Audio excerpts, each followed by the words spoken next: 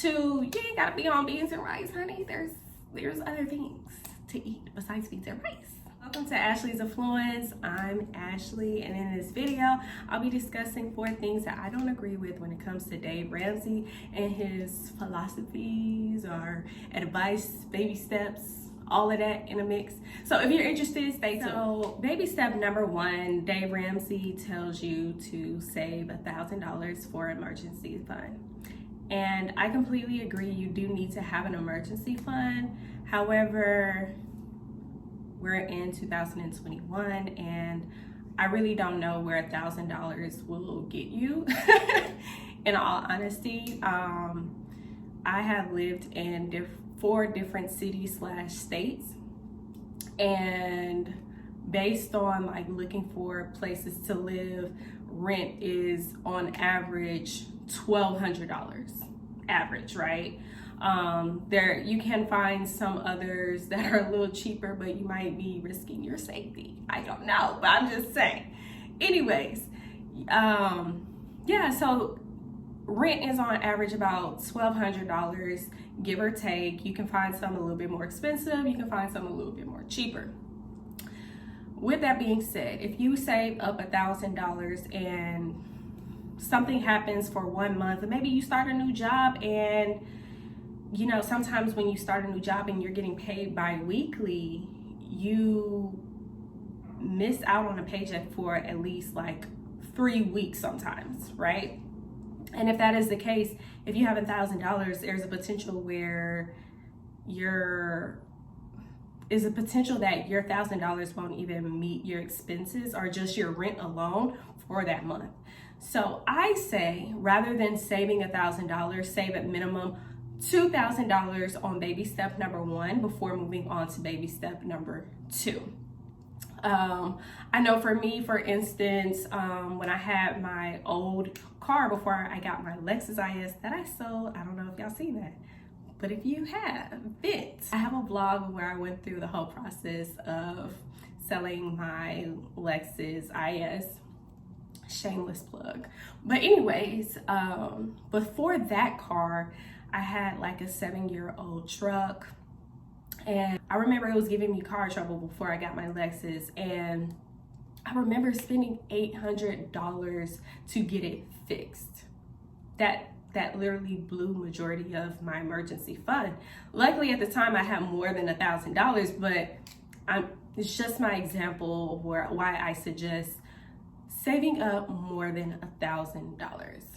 So save up a minimum of $2,000 and then move on over to baby step 2. And while you're on baby step 2, then simultaneously save more to your emergency fund to cover up about 3 to 6 months expenses. Second thing I do not agree with when it comes to Dave Ramsey's philosophies or advice that he gives, but I watch or listen to his YouTube channel. I don't really listen to his podcast, but if you listen to his podcast, then you know some of the things he says. But he tells people like, you're gonna have to be on beans and rice. And I'm sorry, but you don't have to be on beans and rice.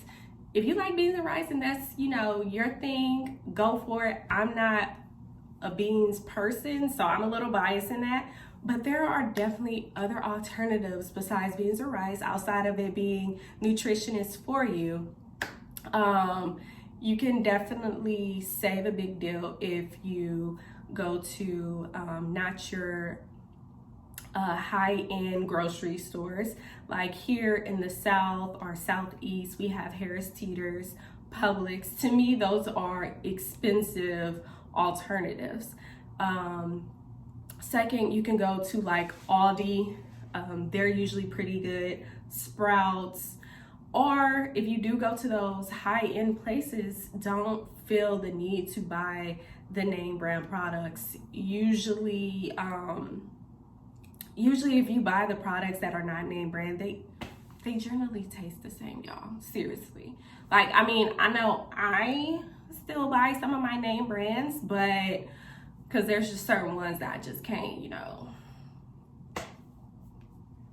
Certain ones that I just can't give up, you know. Like my Charmin, I need my Charmin toilet paper. Sorry. can't go no cheaper than that. But there are definitely other alternatives that are cheaper. At least just try out a cheaper brand like oatmeal. Oats is oats, okay? So I'm trying out a different brand just to like save $1, and we'll see. You know, if it tastes a little off, then I'll go back. But I'm trying it out. There's also canned goods. I know some people are like, really, canned goods? But if you are stringent on your budget and you need to prioritize, then I definitely say, you know, canned goods is definitely something to look into. When COVID first went rampant, I went to the grocery store. I was one of those people that went to the grocery store when everything was gone. And I said to myself, never again will I go without. Seriously. And I stocked up my cabinets. I literally can feed the needy. And I was like grabbing all kind of canned goods. I didn't even know Campbell's chicken noodle soup was 99 cents. Hello, there goes your lunch, honey. Like 99 cents, there you go. So there's ways around it, and I can make a whole nother video like going into these on like budget friendly things that you can do. But that's just like to keep it short and sweet. The third thing, credit cards. Can we talk about this stigma around credit cards? Dave Ramsey, if you follow Dave Ramsey and you're like a real like gung-ho about Dave Ramsey baby steps and like everything that he provides you, I definitely disagree in terms of credit cards, especially if you are a financially smart person per se. If you are not a consumer, or if you are not responsible with having a credit card, then maybe credit cards is not the route that you want to take, and you do want to spend everything cash. However, there are definitely credit cards that have cash rewards that give you money back into your pocket where you can save additional. For my credit card that I do have a Bank of America cash rewards card, and I can get 3% back on gas, although I don't need to buy gas anymore because I sell my car. But I get 3% on gas back. I get 3% on, well, 2% on grocery shopping. I even get 3% if I online shop. So that's definitely one thing I say don't be necessarily scared of. I would just say do your research on and at least pay your credit card back within 30 days. If you can't pay off your credit card within 30 days or immediately, then credit card may not be the route you want to take in making that particular purchase, because we all know that credit cards have high interest rates, and that's what you are trying to avoid. So again, if you're not financially responsible and you're a consumer where you just want to buy, then maybe credit cards is not the best route for you, and you should steer away and just stick to the cash method. But we should stop this whole thing around like credit cards are the devil, blah, blah, blah, blah. There are definitely benefits to having credit cards. You just have to do your research on it before making that, before deciding on a particular credit card. Now, caveat, I do suggest not getting like department store credit cards, such as like myself. Back in the day, I had Gap, I had Macy's, I had Victoria's Secret, I had American Eagle, child, I had it all. I even had Walmart. Yes, that was actually my first credit card. Side note, I got it in college because I just wanted some money, you know, but it worked out for the time being. I do not have that credit card anymore. I don't have a lot of credit cards anymore. I just stick to the basics. But yeah, we have to stop this stigma around credit cards. My last and final thing that I disagree with when it comes to Dave Ramsey. Dave Ramsey says stop all investments when you have debt.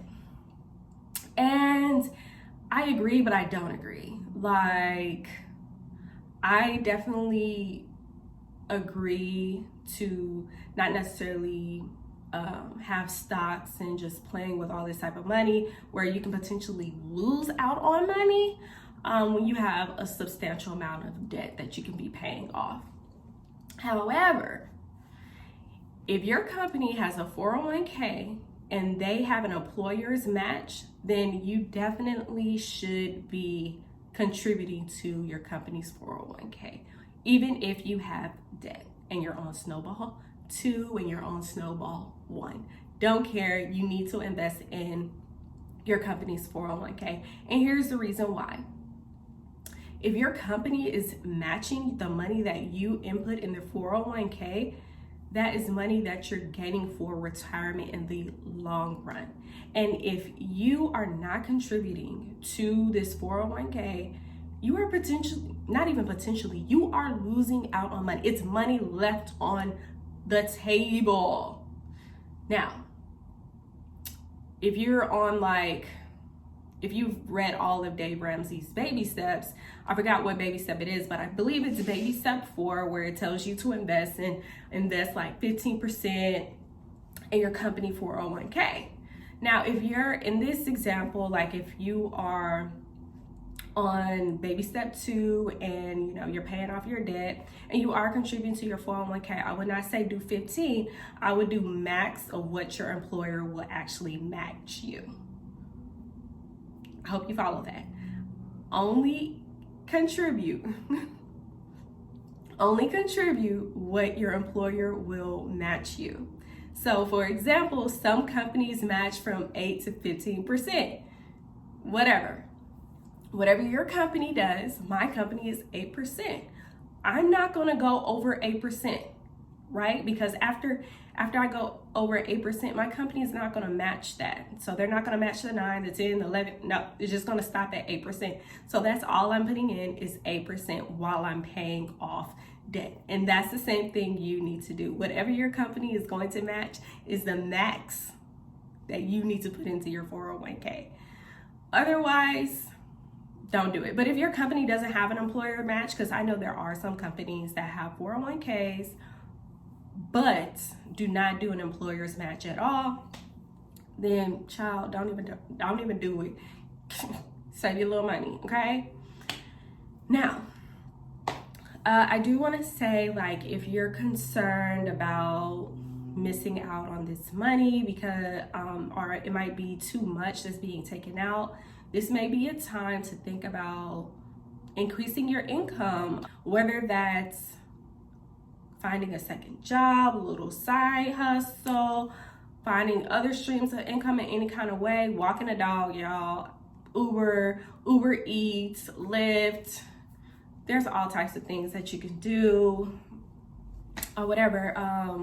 But yeah, this may be that time because we don't want to leave no money out on the table that can be given to us. So yeah, those are the 4 things that I disagree with when it comes to Dave Ramsey and his little baby steps of philosophy. So one, save more than $1,000 in your emergency fund, at minimum $2,000. We in 2021, cut that. 2, you ain't gotta be on beans and rice, honey. There's other things to eat besides beans and rice. 3, credit cards. There are benefits to credit cards, and we have to stop this stigma around credit cards. And lastly, 4, keep investing in your company's 401k if they're matching you. Don't lose out on money that you can also be gaining. But yeah, those are the 4 things I don't agree with when it comes to Dave Ramsey. Let me know if you agree or disagree, or the methods that you're using while you're paying off debt and so forth. But until next time, peace.